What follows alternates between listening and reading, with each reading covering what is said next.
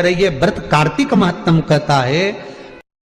महाराज शनिवार के दिन अगर शिव की आराधना करी जाए, शनिवार के दिन अगर शंकर को जल चढ़ाया जाए तो जिंदगी में व्यक्ति की कभी अकाल मृत्यु नहीं होती। महाराज शनिवार के दिन जो पीपल के वृक्ष में सरसों के तेल का दीप लगाता है उसको शनि कभी परेशान नहीं करता। एक बात हमेशा ध्यान रखिएगा, मान लो अगर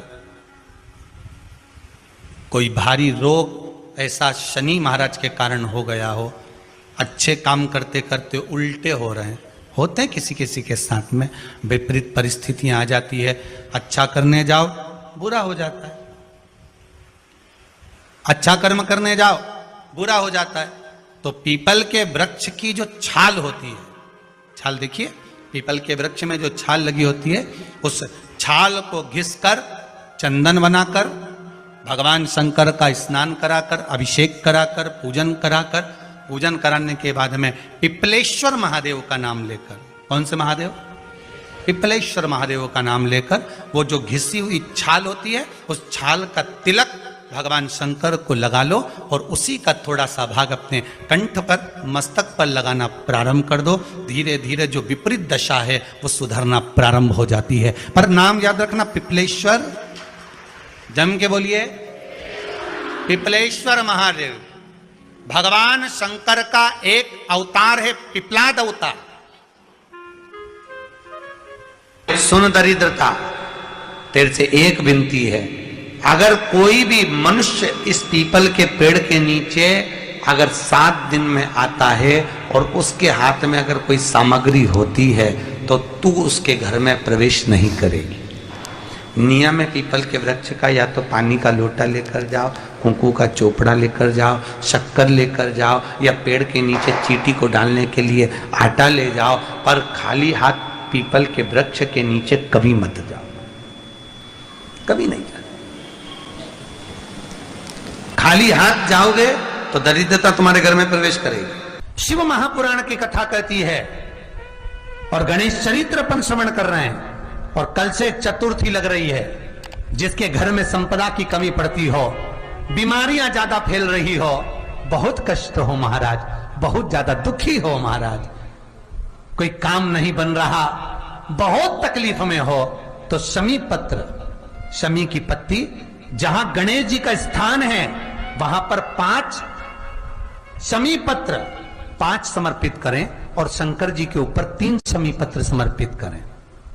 बहुत ध्यान देना, 5 शमी पत्र जहां गणेश जी का स्थान है शिवलिंग में वहां समर्पित करें, 3 शमी पत्र शिवलिंग के ऊपर समर्पित करें।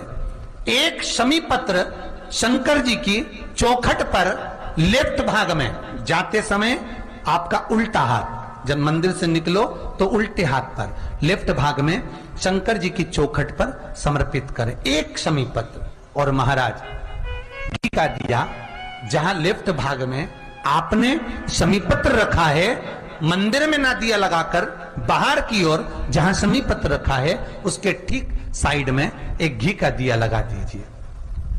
केवल गणेश चतुर्थी से लेकर अनंत चतुर्दशी तक गणेश पुराण कहती है भगवान गणेश जी का, मोर ध्वज का, मयूर ध्वज गणेश का नाम लेकर जो ये दीप शमी पत्र चढ़ा देता है उसके घर से कभी रिद्धि सिद्धि नहीं जाती, वैभव प्रतिष्ठा नहीं जाती। कर कर देखना, अगले साल तक आपका व्यापार कितना चलता है हमको बताना जरूर, करके देखो एक बार। गणेश पुराण का, शिव महापुराण का ये प्रसंग करिए, जीवन में उतारिए।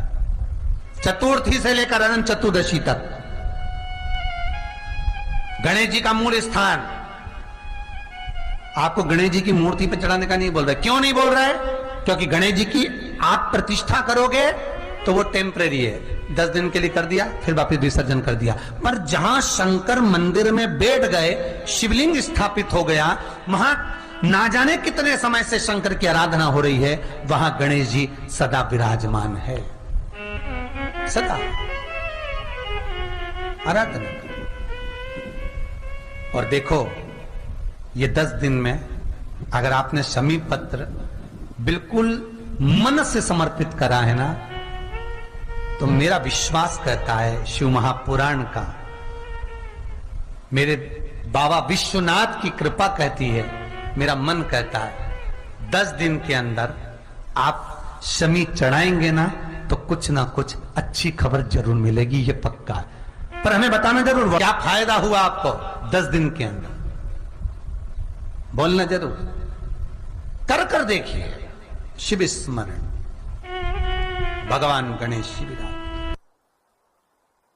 चतुर्थी का जो व्रत करने वाली होती हैं, जो चतुर्थी का पूजन करने वाली होती हैं, उनके भीतर का एक भाव होता है कि जैसे ही शाम का समय आए चंद्रदेव का पूजन करें, चंद्र जब प्रकट हो जाए, कलश भर लिया, उसके नीचे आखा दाना रख दिया, चावल गेहूं जो भी आप रखते हो पूजन के लिए, ऊपर पात्र आदि रख दिया जलाशय, फिर अपन ने घी का दिया लगाकर पूजन भी कर ली। तो जो चतुर्थी का पूजन करने वाली होती है, जो चतुर्थी का नियम व्रत धारण करने वाली होती है, बड़ी बड़ी चतुर्थियां करती हैं या उसका नियम धारण करती हैं, तो चतुर्थी का जो पूजन करती है वो किस चीज के लिए होता है? केवल संतान, पुत्र, परिवार, हमारा कुटुंब, हम जिस कुल में हैं, हमारा कुल वैभव की ओर बढ़े, संपदा की ओर बढ़े और उसकी आयु बढ़े, उसकी आयु बढ़े, वैभव बढ़े। बहुत ध्यान दीजिएगा महाराज, चतुर्थी की पूजन में जो आप आखा दाना रखते हो, गेहूं वगैरह कुछ भी जो भी रखते हो, उसकी बड़ी महत्वता होती है महाराज। यहां तक कहा गया है, चतुर्थी की कथा तो आप लोग पढ़ते होंगे, जो लोग पढ़ते हैं उनको मालूम होगा, चतुर्थी की कथा में लिखा है, चौथ माता के व्रत में वर्णन किया गया है कि वो आखा दाना जो रखा जाता है, मान लो कोई जरूरी काम होता है तभी आखा दाना को रखा जाता है, संभाल के रखते हैं कि हम इस काम के लिए जा रहे हैं और हमारा ये कार्य सफल होना चाहिए।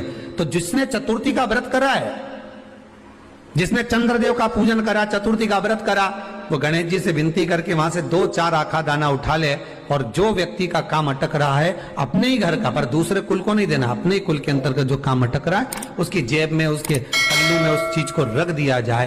तो चतुर्थी जो अगली आती है, जैसे आप महीने की करते हो तो महीने की, और आप जैसे करते हो कि 4 अलग बड़ी बड़ी चतुर्थी करते हो तो उसके अनुसार आपका कार्य सिद्ध होता ही है। उस आखे दाने का इतना महत्व होता है क्योंकि चतुर्थी का व्रत करने वाली माता जब व्रत करती है तो स्वयं चतुर्थी की कथा में लिखा हुआ है कि पार्वती जी गणेश जी से चतुर्थी की कथा बचवाती। चतुर्थी की कथा बाची किसने थी? स्वयं गणेश जी महाराज ने। और सुनी किसने थी? माता पार्वती। बाचने वाले गणेश जी थे, सुनने वाली माता पार्वती थी। तो चतुर्थी की कथा जब होती है तो उसको स्वयं गणेश जी बाच रहे हैं, तो व्रत कौन सुन रही है? माता पार्वती। और आपने जो आखा दाना लिया वो गणेश जी के भाव से लिया, गणेश जी से निवेदन करके, विनय करके